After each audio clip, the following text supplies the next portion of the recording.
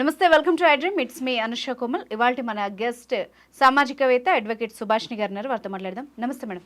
నమస్తే అండి. గత కొన్ని రోజులుగా న్యూస్లో మనం చూస్తున్నాం, ఒక పోలీస్ డిపార్ట్మెంట్లో ట్రయాంగిల్ లవ్ స్టోరీ విషాదకరంగా విషాదాంతమైంది వాళ్ళ స్టోరీ కూడా. సో వ్యక్తి ఎవరైతే ఎస్ఐ ఉన్నారో ఆయన ఆల్రెడీ భార్య పిల్లలు ఉన్న వ్యక్తి, ఇంకొక ఆవిడ డైవర్స్ తీసుకున్న వ్యక్తి, ఇందులో ఇంకొక వ్యక్తి ఇన్వాల్వ్ అవ్వడం.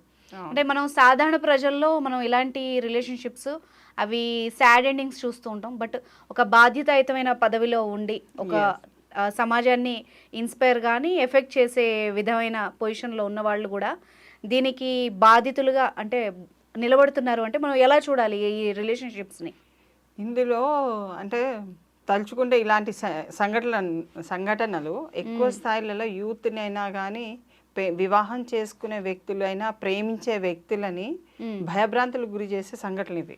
అవును, ఎందుకంటే బాధ్యతయుతమైన పొజిషనే కాదు, చాలా అంటే సమాజంలో చాలా కీలకమైన వ్యవహారాన్ని ఈ సమాజాన్ని తీర్చిదిద్దే లా అండ్ ఆర్డర్కి సంబంధించిన వ్యక్తుల యొక్క మరణం అది చాలా భయంకరమైనది. అవును, ఎందుకంటే ఒక సామాన్యుడికి ఏదైనా జరిగితేనే మనం చాలా ఫీల్ అయిపోతాము. అలాంటిది ఒక మరణమే అంటే suicide, 3 members at a time suicide అంటే మీరు చూడండి ఎంత పెద్ద భయంకరమైన ఇది.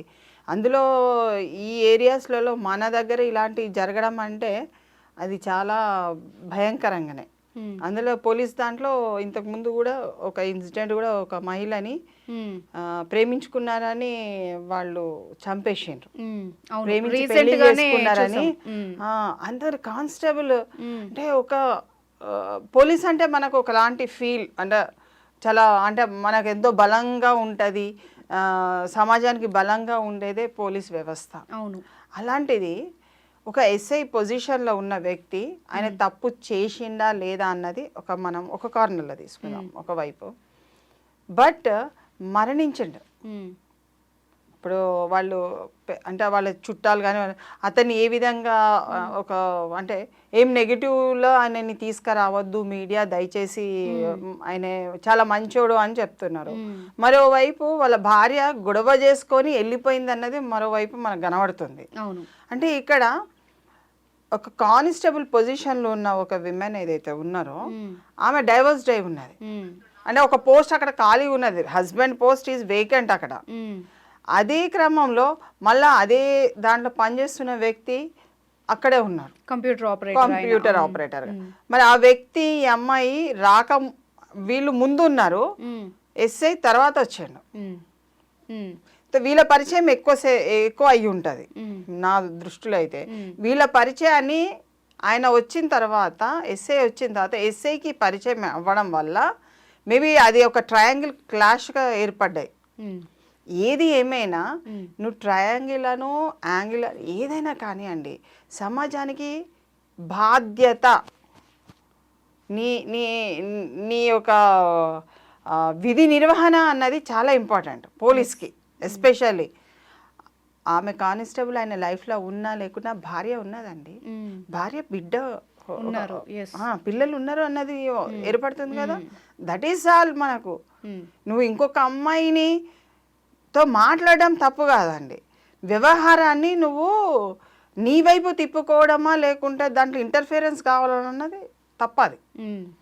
ఆ వ్యక్తి తప్పు చేసిండా, ఆమెతోని రిలేషన్షిప్ ఉందా లేదా అన్నది మనం గమనించిన అతని మీదకి ఆల్రెడీ వచ్చేసింది. There is some triangle, there is some inter related affair between 3 of them. మధ్యలో కానిస్టేబుల్ కూడా ఇప్పుడు ముగ్గురు చనిపోయినారు కాబట్టి మనం ఎంత మాట్లాడుకున్నా ఏమొస్తుంది? ఈ సమాజానికి బాధ్యతాయుతమైన ఈ పౌరులు ఈ ఘటనకు పాల్పడితే ఏంటి, మనం ఏ విధంగా సమాజానికి ఒక సూచన మెసేజ్ ఏమిస్తున్నాము అంటే, నువ్వు పెళ్లి చేసుకున్నా పర్వాలేదు, భార్య పిల్లలు ఉన్నా పర్వాలేదు, ఇంకొకరిని లవ్ చేయొచ్చు, ఇంకోళ్ళని చూడొచ్చు. మరి అది కూడా ఆమె ఇంకోళ్ళతో లవ్ అఫేర్లో ఉన్న విధి విధానాలు మనకు సూచిస్తున్నాయి. సో ఇక్కడ ఏంటంటే ఎవరు ఏమైనా కానీ ఒక డిపార్ట్మెంట్కి సంబంధించిన వాళ్ళు డిపార్ట్మెంటల్ గురించి చాలా పొగుడుకుంటూ చెప్పే విధానాలు చాలా చూసినాం మనం, చాలా పొగుడుతున్నారు కదా. ఇప్పుడు ఇలాంటి సంఘటనలు why don't you make any ఒక కౌన్సిలింగ్ ఎందుకు పెట్టకూడదు? డిపార్ట్మెంట్లోనే నువ్వు నీ డిపార్ట్మెంట్ ఉన్న వాళ్ళని నిన్ను ఒక సబ్ కమిటీ కూడా చెప్పాను నేను, ఒక కౌన్సిలర్నే నిర్వహించాలండి, ఒకరిని పెట్టేసేయాలి డిపార్ట్మెంటల్లో. ఇప్పుడు మీకు మేజర్ ప్రెస్ అడ్మినిస్ట్రేషన్స్ ఉంటాయి, ప్రెస్కి సంబంధించిన వాళ్ళు ఉంటారు. ఎవరైనా జర్నలిస్ట్కి ఏదన్నా అఘాత్యం జరిగింది, లేకుంటే డిప్రెస్డ్ అయిండు, లేకుంటే స్ట్రెస్గా ఉన్నారు, they will refer to the counsellor దగ్గర నుంచి ఎస్ హీఈస్ ఓకే అని అంటే అతన్ని మళ్ళా డ్యూటీలకు they will give the remuneration అంత ఇస్తారు, వాళ్ళ మంత్లీ ఇన్కమ్ అంత ఇస్తారు. But still they will enquire with the status, what is the status of the journalist, whether he is acceptable, నార్మల్గా ఉన్నాడా. భార్యాభర్తల మధ్యన పంచాయతీ వచ్చినా they will send it. Okay, అలాంటి ఇన్స్టిట్యూషన్స్ ఉన్నాయండి మన దగ్గర. మరి నీ డిపార్ట్మెంట్ చాలా పెద్దది, అలా పంపించాలి వాళ్ళని. ఎందుకంటే ఇది నార్మల్ స్టేజ్లో డెత్ కాదండి, చాలా సీరియస్గా తీసుకోవాలి మనం. ఎస్ అంత చదువుకొని అంత పెద్ద పొజిషన్లో ఉన్న వాళ్ళే విచక్షణారహితంగా అంటే ఏం చేయాలి, ఏం చేయకూడదు, ఏం చేస్తే ఎలాంటి పరిణామాలు వస్తాయి అన్న స్పృహ లేకపోతే మామూలు జనాలకి ఎలాంటి మెసేజ్ వెళ్తుంది? ఎందుకంటే ఈ మధ్యకాలంలో మనం ఇల్లిసిట్ రిలేషన్షిప్స్ కానీ దానివల్ల వచ్చే కాన్సిక్వెన్సెస్ కానీ చాలా వరకు చూస్తున్నాం, ఫేస్ చేస్తోంది ప్రజెంట్ సొసైటీ. ఒక్కటండి దీనికి కారణాలు ఏంటంటే మనం ఏ వైపు పోతున్నామో, ఏ అగాధంలోకి మనం నెట్టివేయబడుతున్నాం అనేది మనకు తెలియట్లేదు. ఎందుకంటే this phone has created many nuisance. అవును, ఈ ఫోన్ని టెక్నాలజీని అభివృద్ధికే ఉపయోగించాలి. ఇది మన జీవితాన్ని అగాధంలో నెట్టడానికి ఉపయోగించద్దు. నీకు కొట్లాట జరుగుతుంది, నీ వైపు ఒక అంటే సంఘర్షణ లెవెల్లో అందరూ వెళ్ళిపోతున్నాము, ముగ్గురు వెళ్తున్నారు, ఒక్కరు కాదు ఇద్దరు కాదు. ఈ ఇన్సిడెంటే తీసుకుందాం, వేరే ఇన్సిడెంట్ గురించి మనం మాట్లాడద్దు. అగాధంలోకి వెళ్ళిపోతున్నారు, వ్యక్తి కారులో బయలుదేరిండు, ఇంకో వ్యక్తి బండి మీద బయలుదేరిండు, ఈమె అంతటికి ఈమె బయలుదేరిండు. అంటే there is a meet between 3 of them. అవును, ఆ 3 of them ఒక చెరువు దగ్గరికి వెళ్తారు. ఆ చెరువు దగ్గర నెట్టేసింది ఎవరు, నెట్టబడ్డ వాళ్ళు ఎవరు, మొత్తానికి ఇద్దరు ఫస్ట్ పడి ఉండాలి, నెక్స్ట్ వాళ్ళకి భయపడి వాళ్ళు చనిపోయి ఉండాలి. ఇవైతే ఎక్కువ ఇన్సిడెంట్ డిపార్ట్మెంట్లో కానీ వేరే దగ్గర కూడా ముగ్గురున్న దగ్గర ఇద్దరు చనిపోతే మూడో వ్యక్తికి ఆటోమేటిక్గా డిప్రెస్డ్ అయిపోయి వాళ్ళు కూడా సూసైడ్ అటెంప్ట్ చేస్తారు. అది ఇట్ ఈస్ అ కామన్, అది అంటే మామూలుగా నడుస్తుంది. సో ఇక్కడ వాళ్ళకు హోదా ఉంది, ముగ్గురు పోలీస్ డిపార్ట్మెంట్ వాళ్ళే, అంటే లా అండ్ ఆర్డర్ ఉంది, రూల్ గురించి తెలిసిన వ్యక్తులే జరిగింది. సో అక్కడ ఏం చేయొచ్చు, ప్రికాషనరీ మెజరు, ఎప్పుడైతే రండి రావాలి మాట్లాడాలి అది ఇది అని సంఘర్షణ జరిగినప్పుడు they should call to others. నాకు ఇట్లా అనిపిస్తుంది, మేము మాట్లాడడానికి వెళ్తున్నాము, ఒక సజెస్టివ్ పార్ట్ అనేది థర్డ్ పర్సన్ నుంచి తీసుకోవాలి. తీసుకొని అక్కడ ఆపేసుకోవాలి, కలవద్దు, మాట్లాడద్దు. అది నిశ్శబ్దంతో ఎవరి డ్యూటీ వాళ్ళు చేసుకుంటూ కొంతకాలం వెళ్ళిన తర్వాత పరిష్కారం అంతటా అయిపోతుంది. ఇంత మరణం చెందవలసిన అంత అవసరం లేదు. ఒక తల్లి బిడ్డని వేరు చేసినట్టే, అవును, వాళ్ళని అనాథాలు చేసినట్టే. ఇప్పుడు నువ్వు కంపెన్సేషన్ కట్టాలి, ఇప్పుడు తల్లి పిల్లలకి కట్టాలి కదా, మరి డిపార్ట్మెంట్ నుంచి నువ్వు పోయి చచ్చిపోతే ఎట్లా? చాలా ప్రమాదం కదండి. మళ్ళీ ఇక్కడ ఈ అబ్బాయి కంప్యూటర్ ఆపరేటర్కి అతనికి కూడా ఒక ఇల్లు ఉంటుంటుంది కదా, అతను కూడా నష్టపోయింది కదా. మరి ఈమె ఇప్పుడు మధ్యలో ఉన్న కానిస్టేబుల్ డైవర్స్ తీసుకొని ఏం సాధించినట్టు అన్నది అక్కడ ఏం వస్తారు. There is lack of knowledge అనే కాదు, పేషెన్సీ లేదు. ఫస్ట్ ఆఫ్ ఆల్ అంత ఆతృతపడి ఇప్పటికి చచ్చిపోవాల్సినంత అవసరం ఏముంది, చంపవలసినంత అవసరం ఏముంది. But that should be deeply enquired by the department. ఇలాంటి సందేశాలు ఒక మీట్ పెట్టేసి ఇలాంటి ఏమన్నా ఇంకా ఫ్యూచర్లో ఉంటే ఇలాంటివి చెయ్యకూడదు, ఏమన్నా సింపుల్గా ప్రాబ్లమ్స్ వస్తే ఒక కౌన్సిలింగ్లో మీరు వెళ్ళండి, మీరు మాట్లాడండి, మైండ్ని సెట్ చేసుకోండి, ఇతరుల వైపు తిప్పుకోకండి. 2 నిమిషాలు ఇంకొక డ్యూటీ చేసుకుంటే ఇంత ఘోరం కూడా వచ్చేది కాదు. ఏదో పని ఉన్నదని బయటికి పరిగెత్తండి, లేకుంటే యూ గో అవుట్ సైడ్, ఒక 2 రోజులు లీవ్ పెట్టుకోండి, వెళ్ళిపోండి. Why you want to send this type of messages? నీకు ట్రయాంగిల్ కానీ ఏ లవ్ అయినా కానీ space gap should be there. వ్యక్తికి వ్యక్తికి మధ్యన ఒక గ్యాప్ ఉండాలి. ఉంటే బ్రతకచ్చు. భూమి మీద నూకలు బాకీ ఉన్నదనేది మనం బ్రతకచ్చు. కానీ గ్యాప్ లేకుండా కొట్లాడుకుంటూ ఉద్రేకం అని వస్తుంది కదా, అది ఇట్ లీడ్స్ టు వాడిని చంపాలా సావాలా రెండే వస్తాయి. 2 వే ఆన్సర్స్. ఇద్దరు వాడిని చంపాలి, నేను చావాలి. వీడు చచ్చిపోయినప్పుడు వాడు బతుకుండడం నేను బతుకున్నాను కదా అన్నది ఆడికి డౌట్ వస్తే ఆడు కూడా చచ్చిపోతాడు. ఉద్రేకంలో మనము ఏం చెయ్యలేము. అక్కడ కొంచెం గ్యాప్ తీసుకున్నారు అనుకోండి, ఒక ఛాయ్ తాగండి, బయటికి పోయి కొంచెం సేపు మాట్లాడండి, తెలిసిన వాళ్ళకి ఒక ఫోన్ చేయండి, అన్న ఏం సంగతి బాగున్నారా అని అంటే కూడా అక్కడ సమస్య పోతుంది. కానీ రిగరస్గా దాని మీదనే మాట్లాడుకుంటా నీ సంగతి చూస్తా నా సంగతి చూస్తా మనం ముగ్గురం కలిసి మాట్లాడి అసలు తేల్చుకుందాం అసలు ఎవరెవరు కథ అన్నది కనుక తీసుకొస్తే ముగ్గురికి థ్రెట్టే.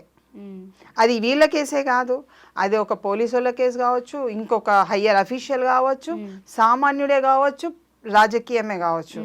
ముగ్గురు వ్యక్తుల మధ్య దగ్గర ఉన్న ఒక ట్రాజడీ లాంటి ప్రాబ్లమ్ని సొల్యూషన్గా ఒక స్పేస్ తీసుకొని దూరం వెళ్ళిపోవాలి.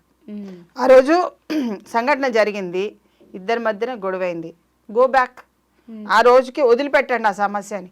2 రోజుల తర్వాత పెట్టుకోండి మళ్ళీ సమస్యని, మళ్ళీ ఇంకొక రోజు పెట్టుకోండి. కానీ ఫేజ్ వైజ్గా you divide the issue into phase wise, not life. సంఘటనని జీవితానికి ముడిపడి మరణించడం అన్నది అవివేకం. నీకు నీ దేశం గురించి నీ భక్తి లేదు. ఫస్ట్ ఆ ముగ్గురు వ్యక్తులకు కూడా దేశ భక్తి లేదు, తన గురించి భక్తి లేదు, తనంటే తను ఇష్టపడే వ్యక్తులు కాదు. నువ్వు చనిపోయినావు అంటే నిన్ను నువ్వు వదిలిపెట్టుకున్నట్టే, అంటే వేస్ట్ బిన్లో మనం వేసుకున్నట్టే, మనల్ని మనం వేస్ట్ బిన్నే. Live for the country.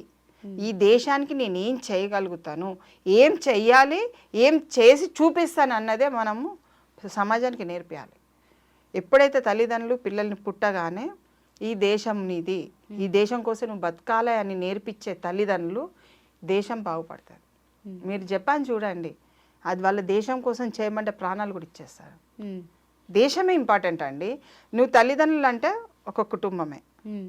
When they grow up they give something for the country. నువ్వు 4 గంటలు వండుకున్నావు, 10 గంటలు వండుకున్నావు ఇంట్లో, ఆ దేశ పరిస్థితి నీరు గార్చినట్టే. 4 గంటలు పని చేసినావు, 10 గంటలు పని చేసినావు, you are giving something to the country. నువ్వు ఓన్ చేస్తున్నావు, నీకై నువ్వు తింటున్నావు, నీ మీద ఆధారపడలేరు. ఇప్పుడు ఈ ముగ్గురు చచ్చిపోయారు, ముగ్గురికి ఇంకెవరైనా ఆధారపడేట వాళ్ళు ఉంటే ఎంత కష్టం. అది కూడా ఇలాంటి రీజన్ కి లవ్ రీజన్ కి చనిపోవాల్సిన అంత కర్మ లేదండి వాళ్ళకి. అందరి సంపాదన పలురే, వాళ్ళు చాలా సంపాదిస్తున్నారు. బయట వచ్చేది వస్తుంది రాంది తర్వాత విషయం. అంటే విషయం ఏంటంటే వీళ్ళు ఆ స్టేజ్ వరకు ఒక జాబ్ తెచ్చుకొని ఎంత మంచి పొజిషన్ లో ఉన్నారంటే కష్టపడి సక్సెస్ అయినట్టే. కానీ ఎంత చిన్న అంటే మనకి బయట నుండి చిన్నగా అనిపించవచ్చు, వాళ్ళకి పెద్దగా అనిపించవచ్చు, కానీ లేదు ఎక్స్పర్ట్ సలహా తీసుకుంటే మంచిది అయి ఉండేదేమో. ఎక్స్పర్ట్ కాదండి, స్పేస్ ఇవ్వండి.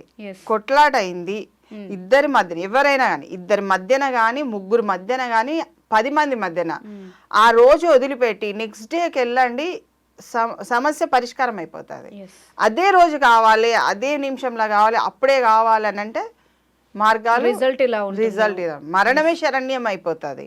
That is not. పబ్లిక్ అలా చూపించద్దండి. They are something, they are good for the సిటిజన్గా బతకాలి. అది మనం ఇచ్చే సన్మార్గమైన ఉద్దేశం. అంతేగాని ఇలా చేయకూడదు, ఇలాంటి దుస్థితి ఇంకెవరికి రావద్దని మనము మొక్కుకోవాలి ఆ దేవుణ్ణి. సమాజానికి కూడా, యువకులు కూడా ఎవరైనా ప్రేమించినట్టయితే దయచేసి you attend the free counsellings ఉన్నాయి, ఫ్రీ కౌన్సిలింగ్స్ ఉన్నాయి. ఆ కౌన్సిలింగ్స్ అటెండ్ కాండి. ఇక్కడ సేవా ఆర్గనైజేషన్, ఇలాంటి మానసిక సమస్యలు ఏ ఉన్నా కూడా ఫ్రీ కౌన్సిలింగ్స్ చాలా ఉన్నాయి, చాలా చేయలేని వాళ్ళకి. మీరు ఈ ఫోన్ ట్యాప్ చేస్తే మీ ఫ్రీ కౌన్సిలింగ్స్ దొరుకుతాయి. ఒక్క నిమిషమే, ఒక 5 నిమిషాలు స్పేర్ చేస్తే యువర్ లైఫ్ ఈస్ బ్యూటిఫుల్. అవును, make your life beautiful, not for the suicide are death. Your parents, me parents కోసం బతకండి, దేశం కోసం బతకండి, సమాజం కోసం బతకండి. ఎంతో మంది ఉన్నారు, ఎన్నో కార్యాలు చేయాల్సింది ఉంది. అభివృద్ధియే మన దిశగా వైపు ప్రయాణించాలి తప్ప ఇలాంటి స్టేట్మెంట్స్ ఇవ్వకుండా ఉంటే ఇంకా బాగుంటుంది. Right, thank you very much ma'am.